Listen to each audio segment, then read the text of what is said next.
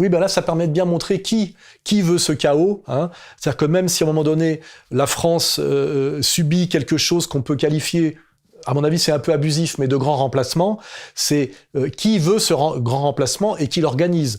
J'avais déjà dit dans d'autres vidéos que par chance, la France était un désert au niveau des campagnes et qu'on pourrait un jour, quand les villes seraient invivables à cause justement de ce chaos ethnico-social organisé, qu'on pourrait se replier dans les déserts des campagnes françaises. C'est pour ça d'ailleurs qu'en ce moment, on est en train de s'installer en partie à la campagne, essayer aussi de se mettre à ce qu'on appelle la permaculture, d'acheter une ferme, comme ça on se dit que si jamais ça se passe mal, on ira à la campagne, parce qu'il faut bien savoir que même en cas de conflit généralisé, quand on est en plein milieu de la campagne avec une autosuffisance alimentaire, loin des trains, loin des villes, loin des autoroutes, loin des centrales nucléaires, et qu'on a des poules, des chèvres, un potager, on peut finalement regarder la fin du monde tranquillement, sans trop la subir.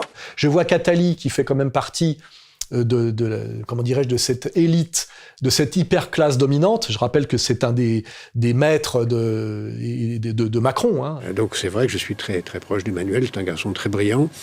J'ai eu le privilège dans ma vie d'être en situation de mettre le pied à l'étrier à pas mal de jeunes. Je crois qu'Emmanuel Macron a tout à fait le talent pour être un présidentiable un jour. Attali réagit toujours à l'intelligence sorale, c'est qu'il se dit qu'il ne faut pas que les Français puissent préparer à la limite une reconquista en se repliant sur les campagnes. Je connais des tas d'endroits où il y a des villages qui sont en train de se vider et qui mériteraient d'être remplis. Les villages retrouveraient une vie si on y recevait les réfugiés.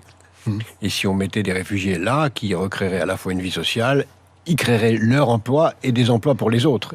Il est bien là pour dire qu'il faut remplir les campagnes désertées où il n'y a plus que des vieux Français en fin de cycle. Il faut bien remplir ces campagnes d'Érythréens et de Soudanais faméliques qui n'ont rien à voir avec notre ancien empire colonial, qui sont d'ailleurs pas spécialement musulmans, mais par contre qui sont des Noirs d'Afrique, qui viennent de zones de guerre, qui sont des mâles de 20 ans, qui ne sont pas là pour travailler et qui sont, une bombe à retardement qui sans doute à un moment donné sera activée, comme elle va bientôt s'activer d'ailleurs, porte de la Chapelle, dans le 18e arrondissement. Hein, voilà. Donc prenons bien conscience à chaque fois, je le dis aux identitaires, hein, de qui veut ce chaos et qui agit pour ce chaos, qui à la fois montre du doigt le danger islamique et en même temps favorise l'immigration de gens qui sont de fait musulmans ou de toute façon qui ne sont pas des blancs d'Europe continentale par tous les moyens. Hein, voilà.